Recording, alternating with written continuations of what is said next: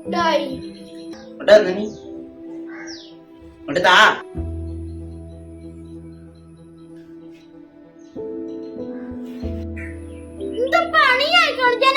കഴിച്ചോണ്ടിരിക്കല്ലായിരുന്നോ?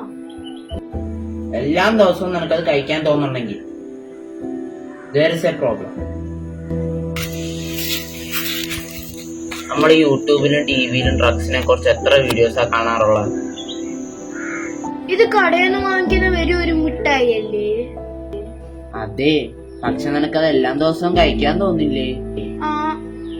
പോലീസിന്റെ anti narcotics campaign ഇതൊക്കെ പറയുന്നുണ്ട്. ചെറിയ മുട്ടായിൽ പോലും ചെറിയ ക്വാണ്ടിറ്റിയുടെ ഡ്രഗ്സ് ഉണ്ടാവും. നമ്മള് സ്ട്രേഞ്ചേഴ്സിന്റെ ഒന്നും വാങ്ങിച്ചു കഴിക്കരുത്. ഇൻ കേസ് നമുക്ക് അങ്ങനെ തോന്നുന്നുണ്ടെങ്കിൽ നമ്മൾ നമ്മുടെ പേരന്റ്സിനോട് ടീച്ചേഴ്സിനോട് ഇൻഫോം ചെയ്യണം. അതെ. Say no to drugs.